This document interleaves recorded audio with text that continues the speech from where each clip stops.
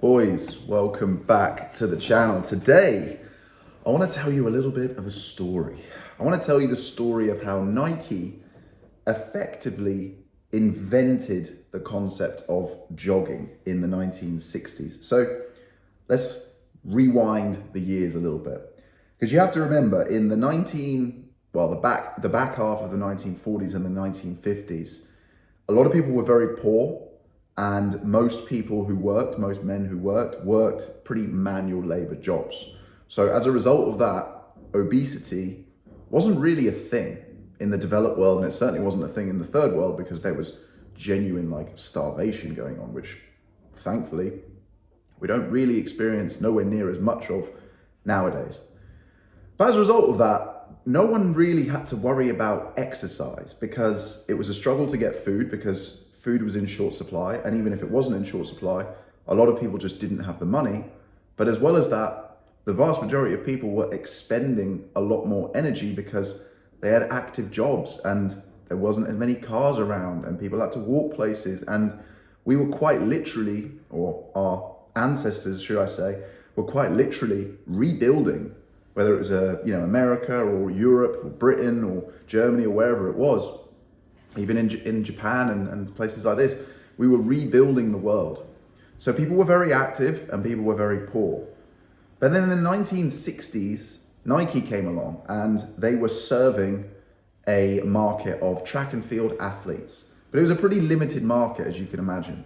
But by this point, the world had started to settle down a little bit and, wealth had started to become a bit more of a thing. America particularly was really thriving.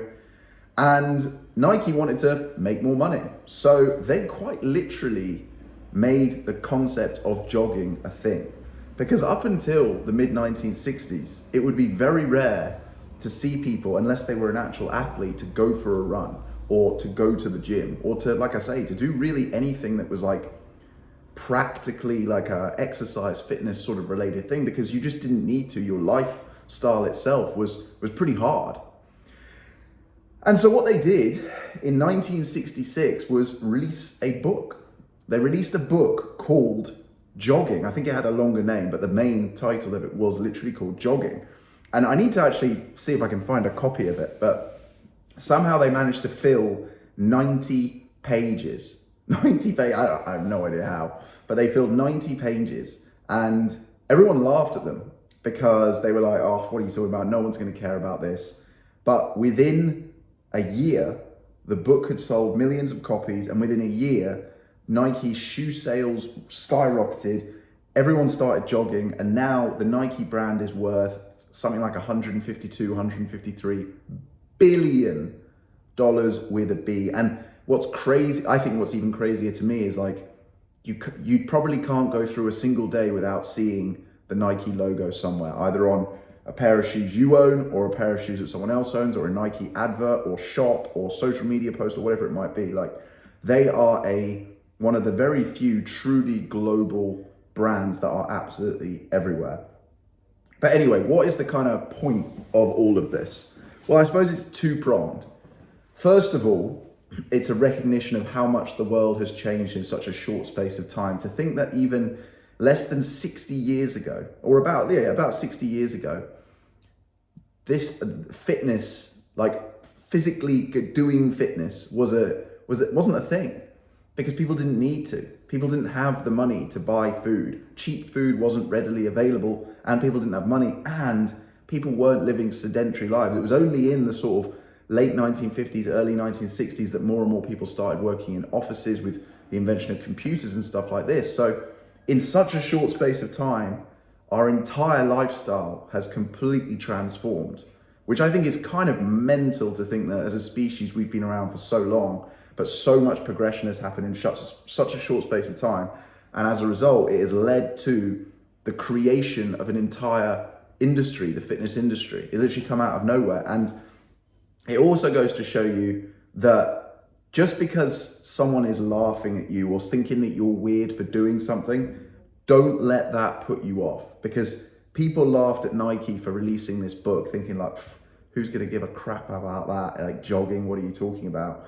And look what happened. And look at, fast forward them now, right? Now, obviously that wasn't the only big positive decision that they made as a business, but that was a pretty damn big one as well. And I think like you're going to get a lot of quote unquote normal people who will laugh at you when you go and do sort of bigger things. But just look at those people who are laughing. What do normal people achieve? F all.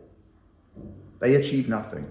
They live and they die completely forgettable lives. So if you're going after your dreams, just remember that first you're going to be relatable, then you're going to be unrelatable, but eventually if you stick with it, one day you will be inspirational. And that's a really important lesson because most people give up in the middle bit, because in the middle, that's where it gets real lonely. But if you stay the course and if you keep going, you're the one who's going to be the inspiration. People are going to turn around to you and say, how did you do it? And the third point of this video is that it also goes to show you how easy it is to be sold a narrative in the fitness industry, right?